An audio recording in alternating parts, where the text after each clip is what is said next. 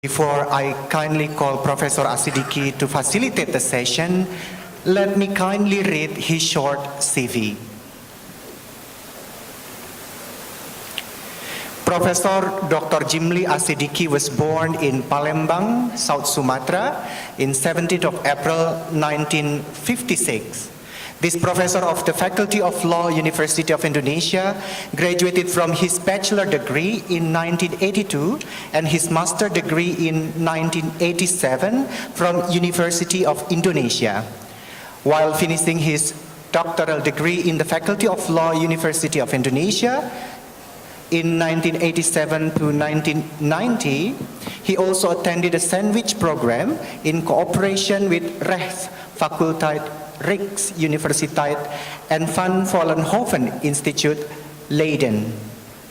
Professor Asidiki was also registered as a visiting researcher in the School of Law, University of Washington, Seattle, USA in 1989, attended a postgraduate summer refreshment course on legal theories and legal philosophy program of instruction for lawyer, Harvard Law School, Cambridge, Massachusetts in 1944, and a visiting researcher, Kyoto University, Kyoto, Japan in 2003. Some of Professor Asidiki's services in public and governmental offices include being Chief of Justice of the Constitutional Court of the Republic of Indonesia for 2 terms from the year 2003 to 2008. Senior Advisor to the Secretary General of the National People's Assembly of the Republic of Indonesia from 2002 to 2003. Expert Advisor of the Subcommittee of the Constitutional Amendment, the Indonesian People's Assembly in 2001 to 2002.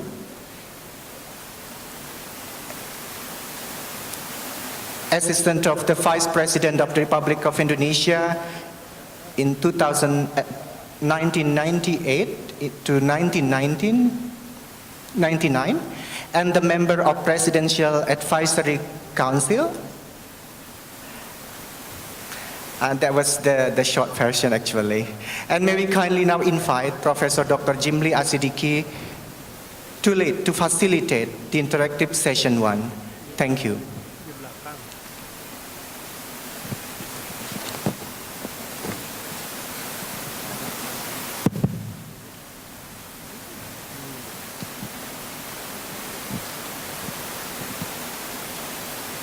Okay. Good morning, ladies and gentlemen. Firstly, I would like to welcome you to this morning interactive session.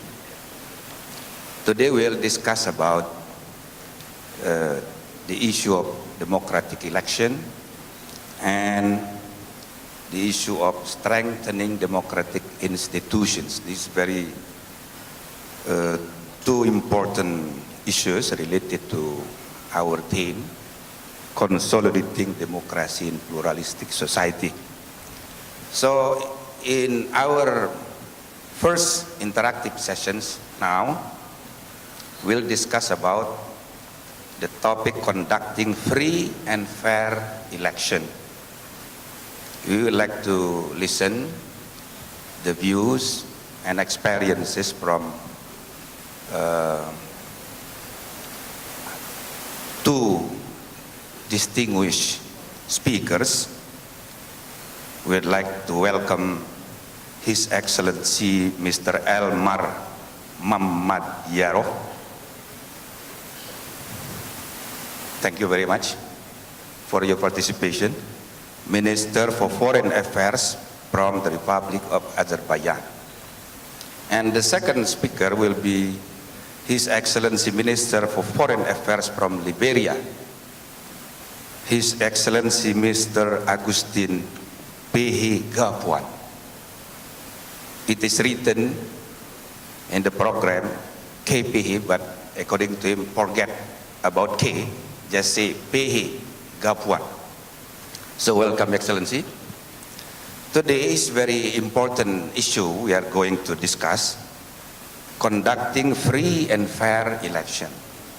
Election is the core business of democratic system of government, and almost 95% countries in the world claim to have democratic system of government, but yet in practice they practice what is principles of democracy according to their own respective interpretations of democracy. And also election. Not all election conducted in democratic system of government is election with integrity. Elections with free and fair principles. Our country also experienced this kind of things. We have now already 10 times elections in our history from 1955, and next year we'll have the 11 elections in our country. But during the past time, it can be told now, it is already in the history in the past time, there is a joke that some of the elections, the result of election has been announced officially before the ballot was counted. So this kind of practice, we have experienced also, and this is the examples of election without what we call now election with integrity. So the issue of election with integrity now become a very important issue, become global concern. Even former Secretary General of United Nations, Mr. Kofi Annan, just last year and announced his books with the title Election with Integrity. So this is very important issue.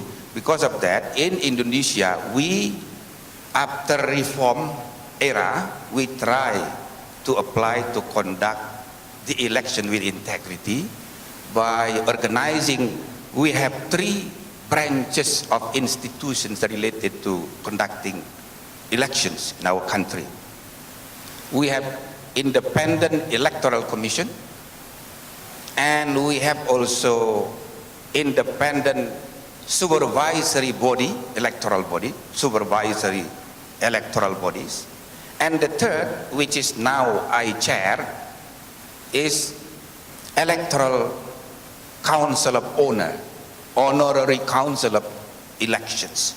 This is dealing with the application of rule of law and rule of ethics, rule of electoral law and rule of electoral ethics conducted by both of the Electoral Commission and the supervisory bodies. So by doing this, we try to apply the principles of integrity not only through the application of rule of law, but also the ethics in election. Now, ladies and gentlemen, in this session, we would like to share experience, to share also views about this topic, and let us invite our 2 distinguished speakers. The first, let me invite His Excellency Mr. Elmar Mamad Yarob to share with us his views and also his experience about this topic. Please. Thank you very much, Professor Asidiki. First of all, thank you very much for having me for this panel, which I believe is very important because free and fair elections all around the world is one of the utmost important pillar for building a democratic development of the state. Besides that, I believe that elections itself, it's very important, but not democracy as it is, because if we analyze the elections in the different countries of the world, we will come to the conclusion that elections start to be more technology rather than the will and real will of the people. So I will not lecturing here how to build up the elections and how the political technologists will use elections to promote their own interests in the various countries. I would just share with you how we just in October of 9th held our presidential elections in Azerbaijan, and share with you the standing, including the legal background on which we are based our election code. Of course, as a member of the various international, particularly European human rights watchdogs, something like Council of Europe, which is one of the major organizations who are also involved in the elections, as well as Organization for the Security and Cooperation in Europe. They got its own separate institutions, which calls ODIHR, the Office for Democratic Institutions and Human Rights, who are also building up its own monitoring of the elections, particularly in the European part among the member states of these organizations. But of course, you can agree with methodology or not, but generally speaking, this is the institutions, including the European Parliament, the Parliamentary Assembly of the various European international organizations, who are always monitoring the elections in the member states. And in case of Azerbaijan, when we're talking about the legal background, the legal base for the conducting elections, we have a few laws which I will just mention, a number of laws who are regulating. First and utmost, of course, it's election code, which was adopted in 2003, but it doesn't mean that it's something which cannot be changed. The development of the country, it's the development of the situation not only inside of the country but outside as well. It's allowing us to make it more flexible, the code, and it's also amended according to the different kind of approaches to that. The last amendment of our election code was just done recently in April of 2013. Of course, as it should be, the other document which is extremely important for conducting free and fair elections is Constitution itself. The Constitution of any country, which is providing the legal basis for the election. The legal framework also includes the law on the freedom of assembly, which is another important element. The law on radio and television broadcasting, because media is extremely important as a part of conducting free and fair election. Code of civil procedures, as well as relevant provisions of criminal code and code of administrative offenses, and different regulations which was approved by the Central Electoral Commission, which is the major body for elaborating elaborating for the conduction of the elections in the country. One important element which I should always mention, that any amendments or any legislation which adopted with regard to the elections, we, as it's part of the commitment of the country upon its accession to the organizations like Council of Europe or OSCE, we are doing the amendments in cooperation with these institutions as well as with other international partners. And there is a special institution within the Council of Europe which calls Venice Commission, who are elaborating and checking the laws. You can send for expertise that it will correspond with the legislation, appropriate legislation adopted within the not only this organization but as well as European surface. So following this following of all these bases as an electoral legislation, as I said previously, from time to time, or I can tell you that on the constant basis, we're making different amendments. Sometimes it's it's not cheap to do it. For example, when we're talking about as a result of previous presidential elections, 2008, we got some recommendations from the OSCE as well as of Council of Europe. It's traditionally, they are very, frankly speaking, they're too much critical rather than from the positive term, supportive. But it doesn't mean that we should be offended on that, because it's also helpful for bringing legislation in accordance to the real democratic standards. Therefore, these different elements with, for example, bringing web cameras to the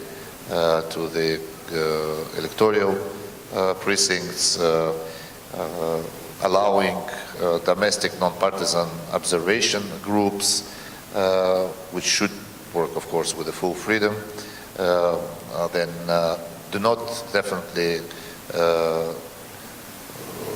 allowing the interference of the local executive committees, local governmental branches into the work of the electoral commissions, and so on and so forth, giving us the opportunity, of course, to bringing our legislation at an appropriate level in accordance to the most highest level standards which exist.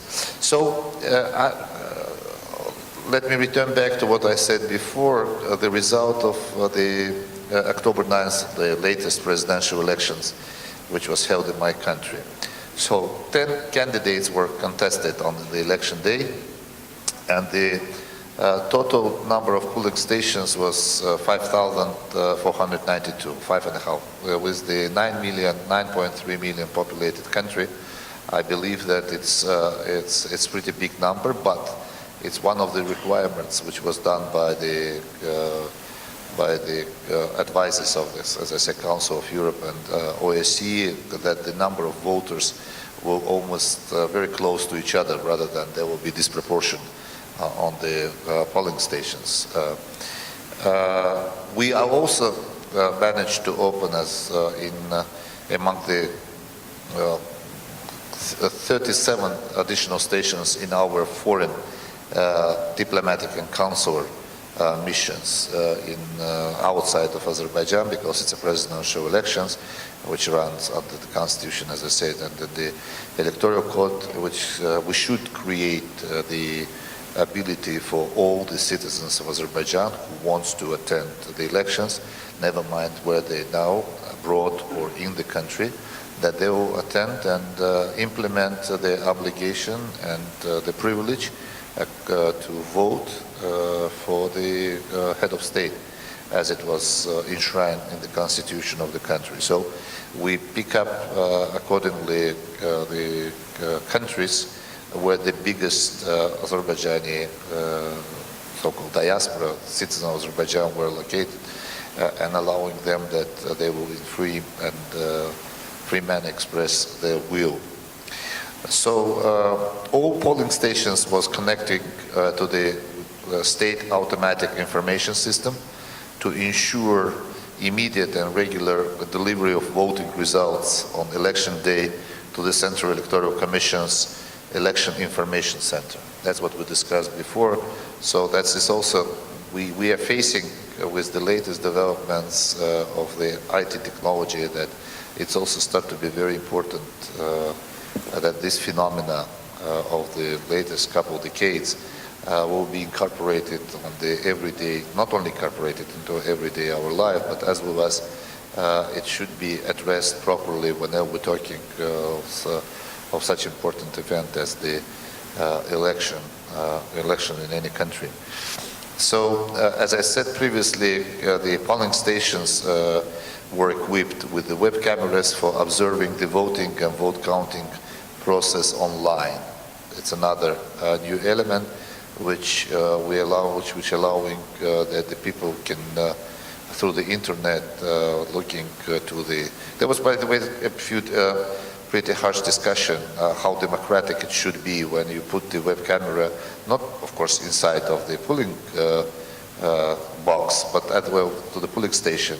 But then we come to the conclusion that it's very important, at least that using on the online resources, that you can watch the different polling stations and see how calm or not calm or heated debates or not debates is doing for the observing of the vote and vote counting.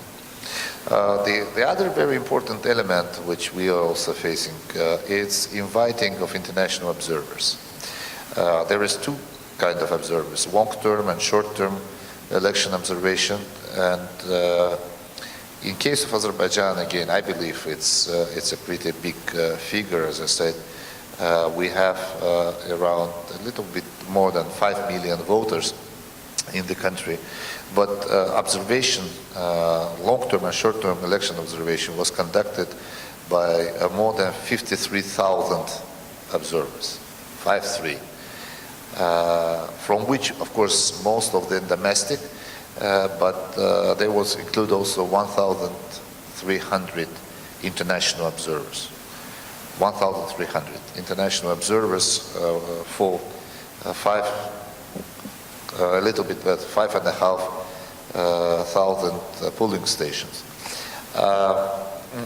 Some of them are invited by the government, by foreign ministry, according to our cooperation with, as I said, OSCE, Council of Europe. Some of them is invited by the Parliament, according to their cooperation with the Parliamentary Assembly, European Parliament. We in this case, in the presidential elections, we do not do it only for the Europeans. We invited a very broad sense. We have invited from more than 100 countries, European, Asian, North, South American countries, 50 international and non-governmental organizations. By the way, there was an observer group from Indonesia, from the Parliament. They are attending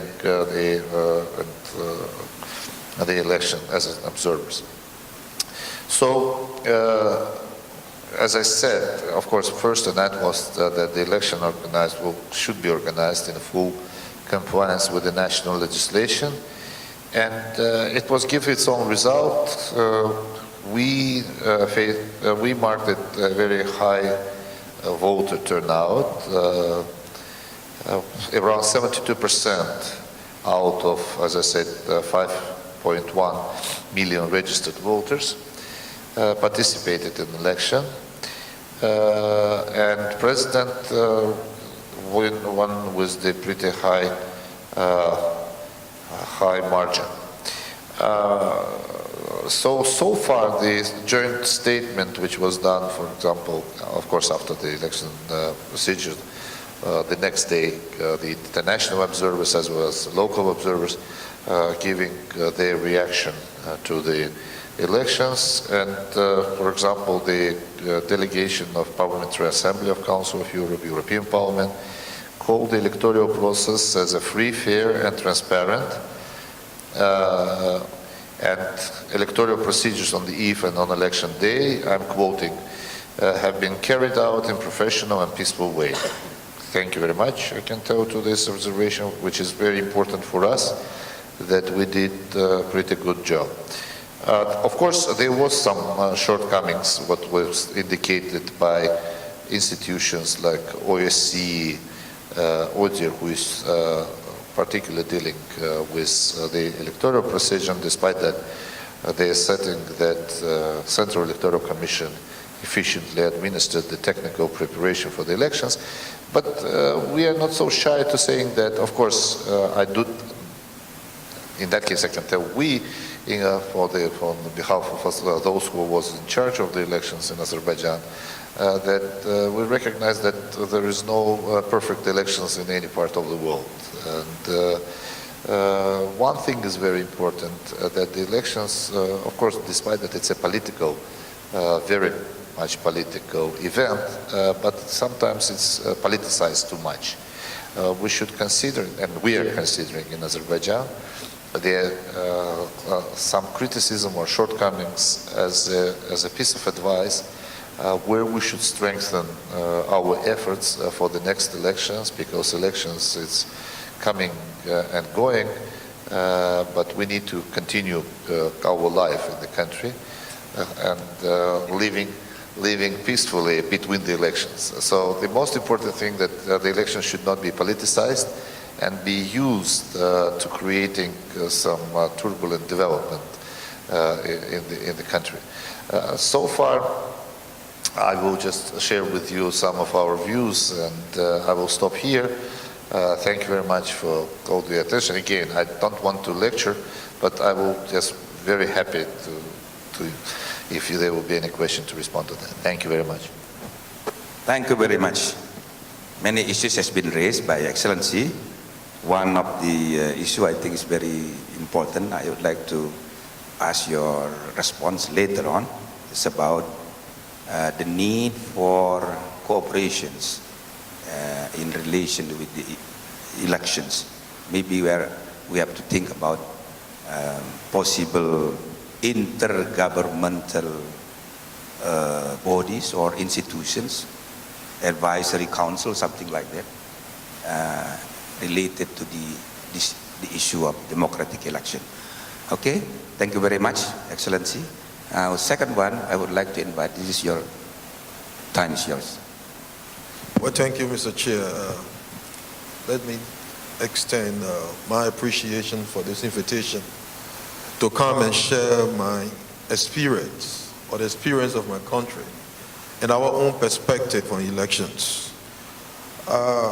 Before I begin, I will want to quote from the report of the Global Commission on Elections, Democracy and Security. The commission was chaired by former UN Secretary General Kofi Annan. And the report produced, which is very useful, is titled Deepening Democracy, a Strategy for Improving the Integrity of Elections Worldwide. And I would say that it's a must read if we want to understand elections and how to improve the credibility of elections. And in the report it is stated that the authority of government derived from the will of the people expressed in genuine periodic elections which shall be universal and which shall be by universal and equal suffrage and shall be held by secret ballot. It goes on to say that when the electorate believes that elections have been free and fair, they can be a powerful catalyst for better governance, greater security, and human development. But in the absence of credible elections, citizens have no recourse to peaceful political change. The risk of conflict increases while corruption, intimidation, and fraud go unchecked, rotting the entire political system slowly from within, unquote. Well, my country, this particular quote is very relevant because my country has had a very checkered history. Liberia is Africa's oldest republic. We got our independence in 1847, but for the most part of our independence, we had one party undemocratic rule. And that was unsustainable. In fact, we are noted in the Guinness Book of World Records for having the most fraudulent elections ever. In 1929,